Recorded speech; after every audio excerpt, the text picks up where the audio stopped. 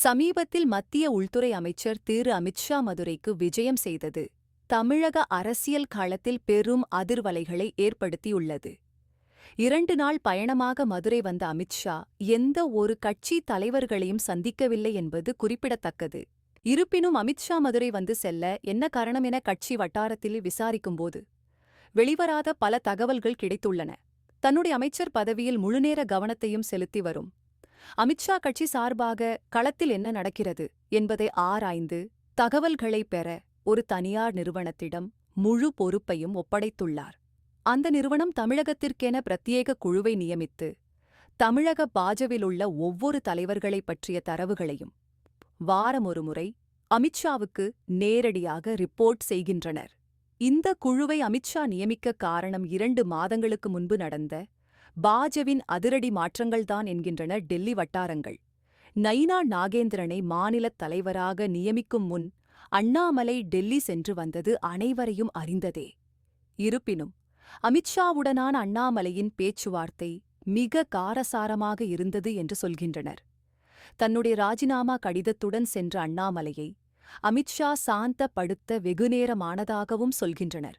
அதில் அதிமுகவுடனான கூட்டணியை விட தமிழக பாஜவினுள் சரி செய்ய வேண்டிய பல விஷயங்கள் விரிவாக விவாதிக்கப்பட்டுள்ளது.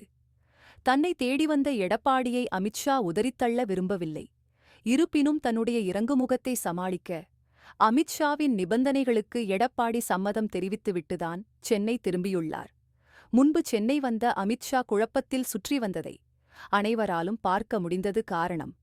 அன்று அந்த தனியார் நிறுவனம் அமித்ஷாவை சந்தித்து அரை மணி நேரம் நடத்திய உரையாடல்கள்தான் காரணம். அந்த நிறுவனத்தின் குழு எடப்பாடி பழனிசாமி 2026 தேர்தலில் எந்தவித மெனக்கெடல்களையும் எடுக்க தயாராகில்லை எனவும் கட்சியின் அமைப்பை எந்த விதத்திலும் தயார் செய்யவில்லை எனவும் அதிர்ச்சி தகவல்களை தெரிவித்துள்ளனர். இதை கேட்ட அமித்ஷா துக்ளக் ஆசிரியர் குருமூர்த்தியுடனான சந்திப்பை மாலைக்கு மாற்றினார். இந்த இடைப்பட்ட வேளையில் எடப்பாடிக்கு டெல்லியிலிருந்து 2 முறை அழைப்பு வந்ததாக சொல்லப்படுகிறது. அந்த அழைப்பு எடப்பாடி கூடாரத்தை கதிகலங்க வைத்துள்ளது. எடப்பாடியின் இல்லத்திற்கு வேலுமணி தெரித்து ஓடி வந்தார். பின்னர் பல முன்னாள் அமைச்சர்களும் படையெடுத்தனர். கடைசியாக அமித்ஷா தங்கியிருந்த நட்சத்திர விடுதிக்கு அலறியடித்துக் கொண்டு எடப்பாடி ஓடி வந்தார். டெல்லியிலிருந்து அப்படி யார் என்ன பேசினார்கள் என்று அவர்களுக்கு மட்டுமே தெரியும். கட்சி பொறுப்பாளர்களிடம் ஆலோசனை செய்வதாக இருந்தால் அனைவரையும் டெல்லிக்கு அழைத்து பேசியிருப்பார். ஆனால் இங்குள்ள நிர்வாகிகளின் ரிப்போர்ட் அவர்கள் முன்னாலேயே படிக்கச் சொல்லி இரவு முழுவதும் ரிவிட் அடித்துள்ளார். அண்ணாமலை வந்தபின் தான் தமிழகத்தில் பாஜக பேசு பொருளாகியுள்ளது. பொறுப்பில் அண்ணாமலை இல்லையென்றாலும் அவருக்கான மதிப்பு தொண்டர்கள் மத்தியிலும் சரி மக்கள் மத்தியிலும் சரி குறையவில்லை. அப்படியிருக்க அண்ணாமலைக்கு எதிரான வெறுப்பு பிரச்சாரத்தை சில அதிமுகவினருடன் கைகோர்த்து தமிழக பாஜக நிர்வாகிகள் திட்டமிட்ட செய்ததை சுட்டிக்காட்டிய அமித்ஷா மிக கடுமையாக பொரிந்து தள்ளியுள்ளார். மேலும் அண்ணாமலையின் பாப்புலாரிட்டியை சரியான முறையில் பயன்படுத்திக் கொள்ள பாஜவினரை மட்டுமல்லாமல் அதிமுக தலைமையும் எச்சரித்துள்ளார்.